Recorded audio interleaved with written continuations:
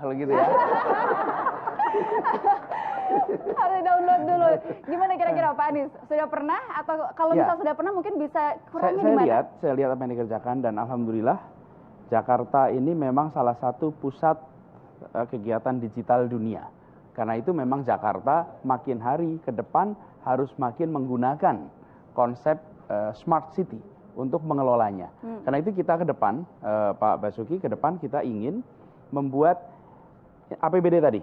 Saya akan memastikan bahwa semua rencana, kalau tadi serapan kita itu belum optimal, maka salah satu keinginan kita membuat ini menjadi sebuah kota yang smart adalah kota di mana warganya berpartisipasi dan menggunakan teknologi. Jadi, semua perencanaan pemerintah itu accessible kepada publik di mana saja. Kalau kita warga sebuah kecamatan, kita tahu di kecamatan ini akan melakukan apa tahun ini, apa saja kegiatannya, detailnya. Lalu yang kedua, di Jakarta ini banyak masalah. Tetapi respon cepat atas masalah, misalnya keamanan misalnya, di sekolah, di rumah tangga, ini salah satu problem. Kita ingin justru dengan konsep smart city itu memungkinkan untuk ada warga bisa melaporkan dan dapat respon cepat dari, bukan hanya pemerintah. Karena kalau kita hanya mengandalkan pemerintah nggak akan bisa. Tapi justru dari warga sekitarnya. Karena itu konsep yang dibangun itu seperti begini. Kita tahu ensiklopedia Britannica dan Wikipedia. Kami akan membangunnya konsepnya pola Wikipedia. Platformnya disiapkan oleh Pemda, tetapi konten partisipasi justru dari seluruh warga. Dengan begitu dari warga untuk warga. Itu yang sebagian yang kita ingin lakukan. Sehingga ketika kita bicara smart city, itu bukan hanya city-nya yang smart, tapi the citizen of the city getting smarter and smarter. Oke, terima kasih Pak Anies.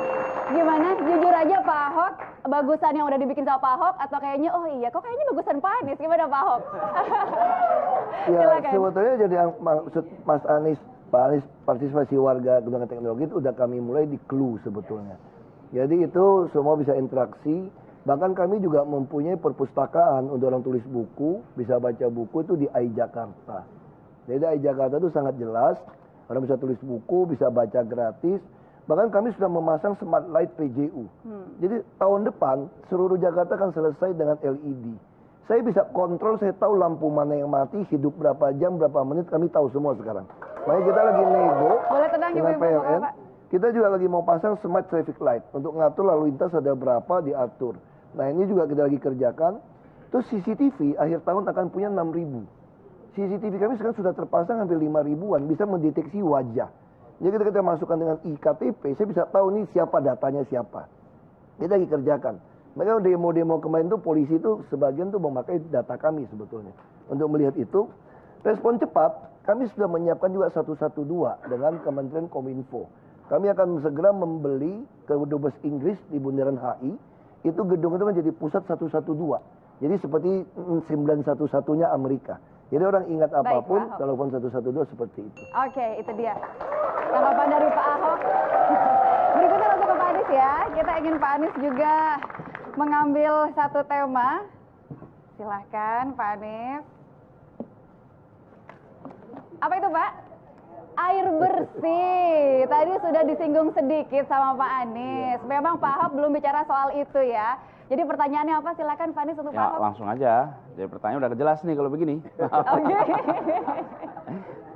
Bagaimana memastikan bahwa semua warga di Jakarta bisa mendapatkan air bersih? Oke, 2 menit dari sekarang Pak Ahok.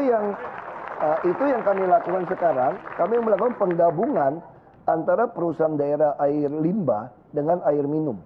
Jadi nanti konsepnya, kalau Anda mau minta air bersih, kami pasangkan air limbah. Sekarang lagi kerjakan semua pipa-pipanya. Kita juga lagi negosiasi ulang dengan Aitra dan Palija yang menguasai perusahaan air minum. Nah, kalau untuk rumah susun kami, semua kami kerjakan secara green building. Jadi pengolahan air limbah semua itu langsung di gedung yang sama. Sama seperti swasta-swasta. Jadi kita mulai melakukan kerjakan sendiri. Untuk lakukan. Lalu Pulau Seribu, kita tahun ini saja akan kerjakan kalau nggak salah 8 atau 10 pulau dengan river osmosis. Nah, Ancol sudah lakukan, jadi hampir semua perumahan gedung-gedung yang baru kita wajibkan green building. Jadi mereka semua pengolahan air limbah itu diolah. Misalnya kayak Central Park itu semua hampir diolah semua dari mereka. Nah, kita rumah susun kami yang di Danmogot semua pengolahan langsung seperti ini. Nah, jadi pertama kita ditunggu Perda, tapi secara infrastruktur perusahaan, direksinya semua sudah kita gabung antara PD PAL dengan PD PAM. Nah, kita ganti sangat profesional. Pemasangan pipa kita bebankan kepada PU Tata Air. Nah, untuk air limbah kita juga tawarkan pada swasta untuk investasi. Kami sudah menyelesaikan pemetaan ada, saya lupa ya, 8 atau berapa zona untuk pengolahan air limbah. Salah satu itu Waduk Pluit, jadi 50 waduk kami dan 39 waduk tambahan. Itu semua juga merangkap mengolah air limbah dan air bersih. Jadi Jakarta nanti paling tidak akan punya 89 waduk. Ini dihubungkan dengan semua rumah, sampai air tinjanya pun kita akan olah jadi air baru untuk diminum. Seperti itu. Masih ada 10 detik lagi, Pak Ya, Ahok? kami sudah tawarkan sekarang pemasangan air kepada yang miskin tidak bayar uang pasang. Sudah tawarkan. Kami lagi kerjakan sekarang. Tidak bayar uang pemasangan. Langsung pasang ke rumah. Oke. Jawabannya Pak Anies, apakah sudah cukup memuaskan? Pak Anies, adakah yang kurang di situ? Ya, menurut saya tentang konsep bahwa kita harus mengelola air itu didaur ulang, diproses ulang, inilah pendekatan masa depan yang kita harus lakukan. Dan Jakarta, seperti juga kota-kota lain, tidak mungkin terus-menerus mengambil dari bawah. Bahkan Jakarta ini sekarang tanahnya turun terus karena airnya berkurang di bawah. Jadi konsep itu konsep yang kita juga akan lakukan. Bahkan kami akan justru memiliki fokus pada rakyat kebanyakan. Berikutnya akan kita simak hal yang menarik ini. Usai jeda tetap di Jakarta Kece. Selama 24 jam kami sudah memblast via Twitter ya untuk warga yang ingin menyampaikan pertanyaan kepada para cagup. Dan ini sudah ada beberapa yang terpilih, Pak Anies, Pak Ahok. Yang pertama dari @_Quira. Dia mengatakan begini, ekonomi setiap keluarga tidak sama, tapi mahalnya pendidikan sama rata. Bagaimana cara mengatasinya? Silakan dimulai 2 menit dari Pak Ahok. Ya, pertama kita memang harus lakukan sertifikasi untuk guru-guru. Kami juga mulai memisahkan sekarang. Kenapa kami membuat peraturan yang bisa masuk perguruan tinggi negeri yang kami biayai. Karena kalau yang tidak bisa, kami akan mulai mengarahkan ke politeknik. Kerjasama dengan beberapa perusahaan-perusahaan, karena tidak semua orang harus. Malahan badan diklat kami sekarang, itu mulai tidak mewajibkan lulus SMA. Kalau hanya mau jadi sopir, tukang ngelas, tukang bubut, tukang jahit, kita kasih. Dulu dibuat peraturan mesti SMA. Kita yang penting sekarang adalah sertifikasi. Kita juga kerjasama dengan Badan Nasional Sertifikasi untuk supaya yang penting sertifikat.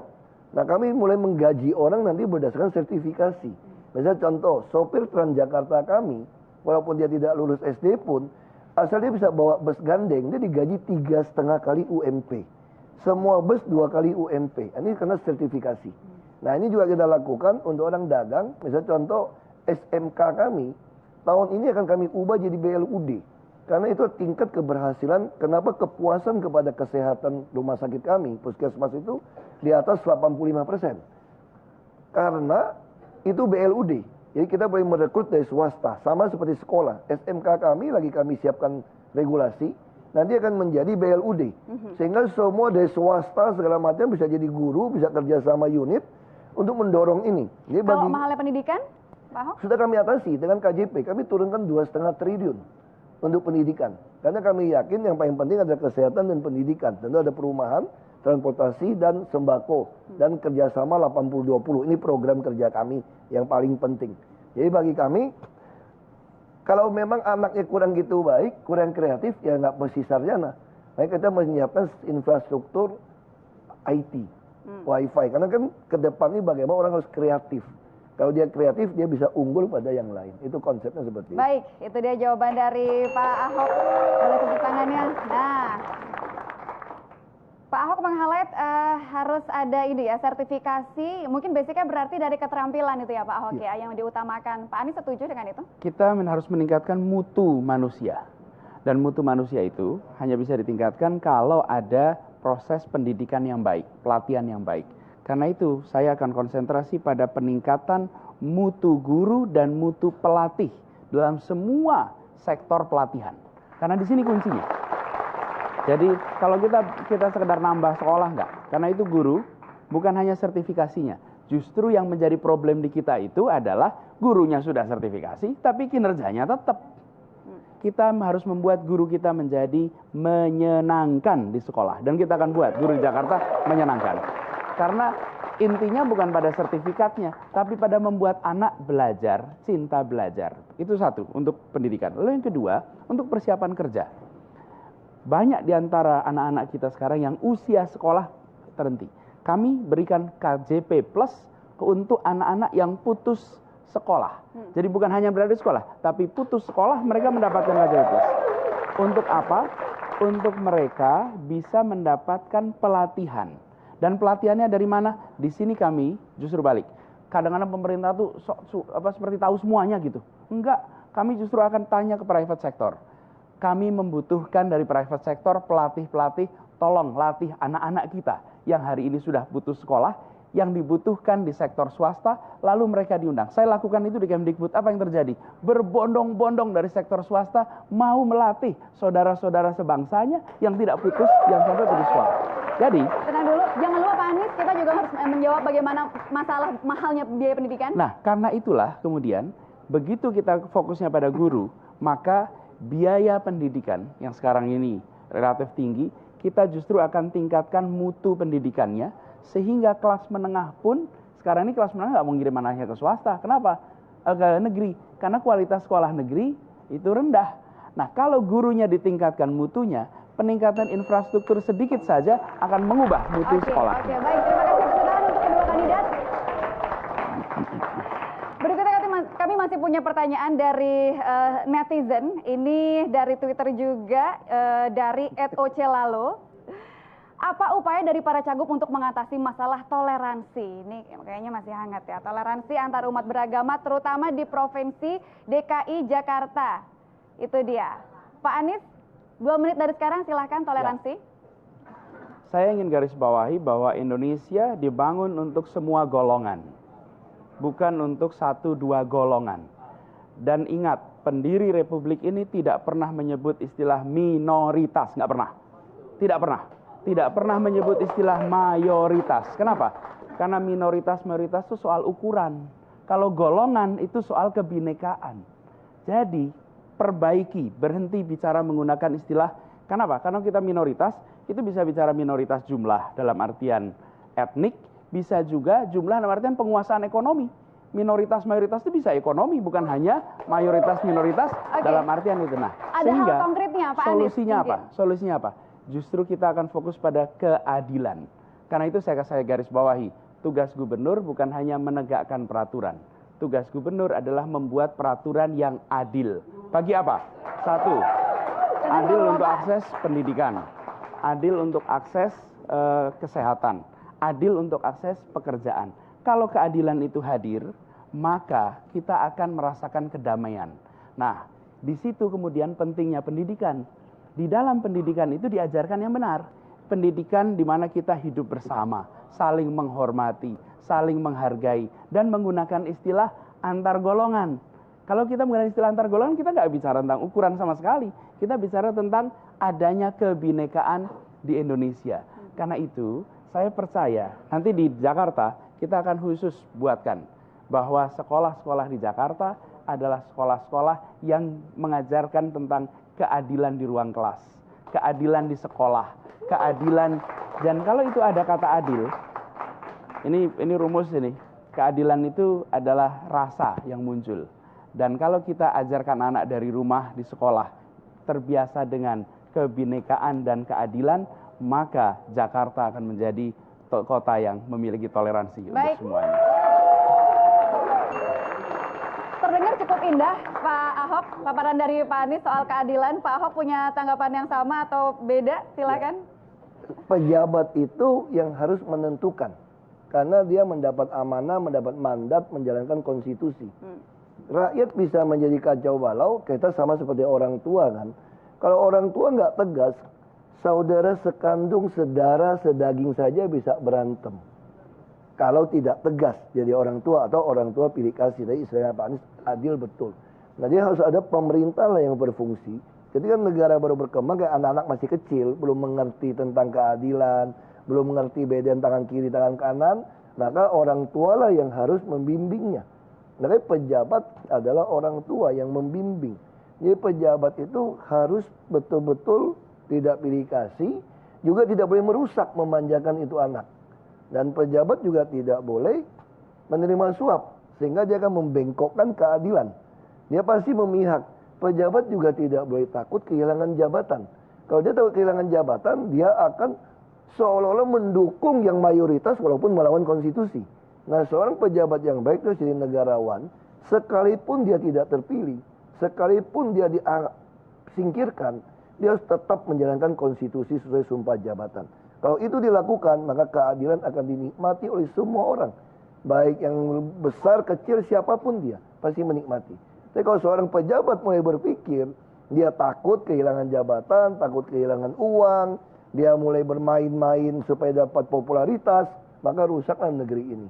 Makanya saya yakin Jakarta harus dipimpin dari gubernur yang mengerti pertama tidak terima suap, kedua tidak berpihak, dan ketiga harus berani menjalankan konstitusi sekalipun dia akan tersingkir tidak dipilih orang. Saya kira itu yang penting buat Jakarta. Tegasan untuk menjaga kebenekaan. Saya masih punya satu saja pertanyaan lagi. Ini harus dijawab lagi nih Pak, cuman satu. Dari Pak Ahok dulu. Pak Ahok boleh sebutkan apa kelebihan dari Pak Anies dan juga Mas Agus? Kalau Mas Agus nggak enak dong, nggak di sini. Nggak apa-apa, nonton di rumah. Nanti seolah-olah kita gosip ya nggak? Ngomong Mas Anies aja lah. Fakta yang mau disampaikan. Nggak enak lah. Silakan. Yang pasti Mas Anies orangnya santun. Nggak kayak saya lah. Ya, terus beliau juga S3. Beliau juga teknokrat. Beliau itu sangat kuasai semua ilmu, sistem, semua. Karena teknokrat, rektor lagi kan. Terus kuliah juga luar negeri. Tentu beda dengan saya, hanya S2. Saya ini hanya pegawai yang kerja. Jadi sisanya kalau kita lihat main di time zone gitu, cuma buaya keluar mana aku pukulin yang mana aja gitu. Yang penting cepat kan aja. Tapi yang penting kita beresin lah, kira-kira gitu aja. Supaya fair saja nih Pak Ahok, biar kita nggak diprotes juga, harus ada tanggapannya. Kelebihannya Agus Harimurti Yudhoyono apa? Enggak lah, dia juga nggak nanggapin aku kok. Jadi nggak enak. Oke. Nggak enak. Oke, nggak apa-apa. Kalau gitu Pak Anies, kelebihannya Pak Ahok apa? Pak Ahok ini detail. Kemudian yang kedua, ini pekerja keras. Pak Ahok ini kerja keras dan ini all out kerja. Jadi kita melihat dari Pak Ahok itu kerja keras, perhatian pada detail, kemudian dia melakukan hal-hal yang mungkin kontroversial. Misalnya keputusan-keputusan yang tidak sederhana dilakukan. Nah, memang problemnya adalah kata-katanya itu loh, itu Pak Ahok ini. Iya kan? Kata-katanya ini dari dulu ini problem itu. Jadi kalau saya ya? itu tapi saya melihat canggih lebih baik. Jadi tapi saya juga melihat begini, kita seperti Pak Basuki ini, beliau menjalankan tugas selama 2 tahun ini dengan penuh dedikasi untuk Jakarta. Dia lakukan itu. Jadi dia all out ya di situ.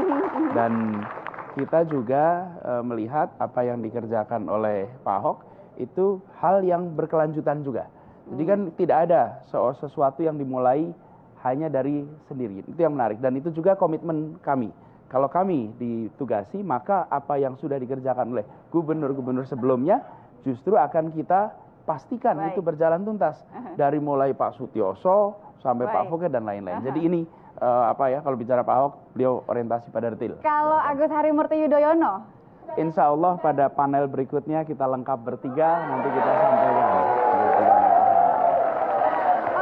Kalau gitu saya minta pernyataan dari masing-masing kandidat soal pilkada damai, ajakannya untuk masyarakat supaya mereka memilih dan juga menjalankan namanya pilkada damai. Silahkan Pak Ahok. Ya bagi saya buat warga DKI ya sekali lagi Saya pertama minta bukakan pintu maaf buat saya kalau memang merasa tersinggung dengan perkataan saya, dengan kekasaran saya selama ini. Dan yang kedua, percayalah sama saya, siapapun yang Anda pilih menjadi gubernur, kalau nggak percaya sama saya lagi melanjutkan, atau nggak bisa maafkan saya, nggak bisa buka pintu maaf, saya juga pasti janji di sisa masa jabatan saya akan membantu yang terpilih. Kalau misalnya Mas Anies yang terpilih jadi gubernur, saya akan ngajak langsung ikutan sampai pelantikan supaya serah terimanya baik. Jadi karena itu saya minta warga Jakarta, kami aja baik-baik kok. Tadi aja kita janjian, nanti kapan-kapan kita kalau dekat-dekat kita ngopi bareng atau makan bareng. Jadi ya bawa ya nggak usah ribut. Jadi supporter juga nggak usah ledek-ledekan, panas-panasan. Karena kita baik-baik kok semua. Nah saya pengen Jakarta kayak begitu.